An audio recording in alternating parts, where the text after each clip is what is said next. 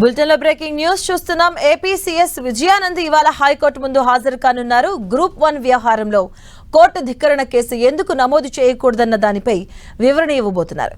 APPSC group 1 వ్యవహారంలో CS తీరుపై court ఆగ్రహాన్ని వ్యక్తం చేసింది. తాము ఇచ్చిన ఉత్తర్వులను ఎందుకు అమలు చేయలేదని ప్రశ్నించింది. ఇప్పటి వరకు తమ ఆదేశాలను పాటించకపోవడంపై నిలదీసింది కోర్టు. ఇక తమ ఆదేశాలు అమలు చేయనందున సుమోటోగా ధిక్కరణ కేసు ఎందుకు నమోదు చేయకూడదో చెప్పాలని, ఉదయం 10:30 గంటలకు తమ ఎదుట హాజరు కావాలని సీఎస్ ను ధర్మాసనం ఆదేశించింది.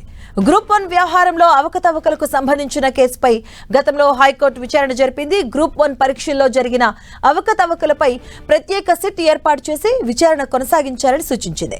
ఎవరైతే ఆ నోటిఫికేషన్లో అర్హత సాధించి ఉద్యోగాల్లో చేరి విధులు నిర్వహిస్తున్నారో వారందరినీ ప్రాధాన్యత లేని పోస్టులకు పంపాలని గత విచారణలో సీఎస్ విజయానంద్ను ఆదేశించింది. ఈ ఆదేశాలను సీఎస్ అమలు చేయకపోవడాన్ని కోర్టు తప్పుబట్టింది.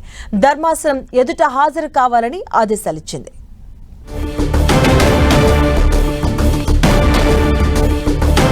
ఇదే అంశానికి సంబంధించిన పూర్తి అప్డేట్స్ మా కరెస్పాండెంట్ విజయ్ చంద్రన్ అడిగి తెలుసుకుందాం. విజయ్ చంద్రన్,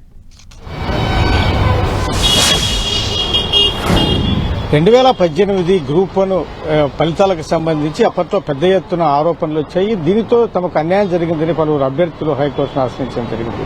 అప్పటి నుంచి దీనికి సంబంధించినటువంటి విచారణ కొనసాగుతూ ఉంది. అయితే ఈ 2018కి సంబంధించినటువంటి బ్యాచ్ లో ఏదైతే గవర్నమెంట్ అప్పట్లో ఎంపిక చేసి వారికి పోస్టులు ఇచ్చిందో వారందరూ కూడాను కీలకమైనటువంటి పోస్టుల్లో ఉన్నారు. ఆర్డీఓలు అయితేనేమి, మంత్రుల దగ్గర కీలకమైనటువంటి బాధ్యతలు నిర్వహిస్తూ ఉన్నారు. ఈ నేపథ్యంలో ఆ కోర్టుకు వెళ్లినటువంటి అభ్యర్థులు తమ అభ్యంతరం వ్యక్తం చేయడం జరిగింది. వీరు విచారణ ఏదైతే ఉందో దాన్ని ఇన్ఫ్లుయెన్స్ చేసే అవకాశం ఉంటుంది కాబట్టి ప్రాధాన్యతలో లేని పోస్టులకు వీళ్ళని బదిలీ చేయాలని చెప్పేసి చేసినట్టు విజ్ఞప్తి ఏదైతే ఉందో దాని మీద కోర్టు స్పందించి వీరందరినీ కూడాను ప్రాధాన్యత లేని పోస్టులకు బదిలీ చేయాలా, విచారణ పూర్తయ్యేంత వరకు అక్కడనే ఉంచాలా అని చెప్పేసి ఆదేశాలు జారీ చేసింది. అయితే దీనికి సంబంధించి ఏపీ ప్రభుత్వం నిర్లక్ష్యం వహించింది.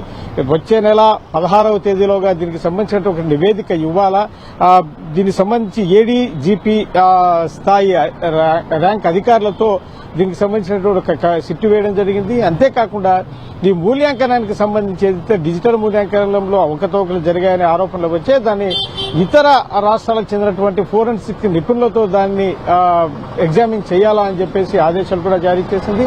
ఒకవైపు చూస్తే కనుక ఈ నెల ఇప్పటికే 25వ తేదీ, ఈ నెలలో 28వ తేదీ వరకు మాత్రం ఫిబ్రవరి ఉంటుంది. అంతేకాకుండా 16వ తేదీ, వచ్చే నెల 16వ తేదీలోగా దీనికి సంబంధించిన నివేదికను కూడా సమర్పించాల్సి ఉంటుంది.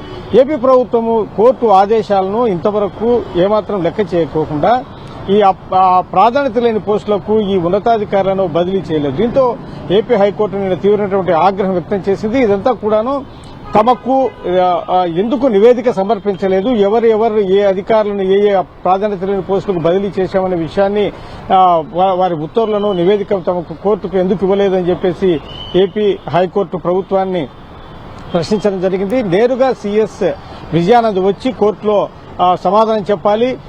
సీఎస్ మీద ఎందుకు కోర్టు ధిక్కరణ కేసు నమోదు చేయకూడదు అని చెప్పేసి కూడా ఏపీ హైకోర్టు ప్రశ్నించడం జరిగింది. ఈ నేపథ్యంలో ఈ రోజు చీఫ్ సీఎస్ విజయానంద్ ఏపీ హైకోర్టుకు హాజరయ్యి ఎందుకు తాను వారిని ఇంకా బదిలీ చేయలేదు, దానికి సంబంధించిన నివేదికను కోర్టుకు సమర్పించలేదనే విషయం మీద ఆయన వివరణ ఇవ్వనున్నారు. దాని మీద ఏపీ హైకోర్టు నిర్ణయం తీసుకోనుంది. ఇప్పటికే దీనికి సంబంధించినటువంటి వివాదం పెద్ద ఎత్తున నడుస్తూ ఉంది. ఒకవైపు కోర్టు దీన్ని సీరియస్ గా తీసుకున్నప్పటికీ కూడాను ఏపీ ప్రభుత్వం దీని మీద నిర్లక్ష్యంగా ఉన్నటువంటి ఆరోపణలు కూడా ఉన్నాయి. ఈ నేపథ్యంలో ఏపీ హైకోర్టు ఆగ్రహం వ్యక్తం చేసి సీఎస్ ను నేరుగా కోర్టుకు వచ్చి సమాధానం చెప్పాలని చెప్పేసి నోటీసులు జారీ చేయడం ప్రాధాన్యత సంచరించుకుంది. Right, thank you Vijender.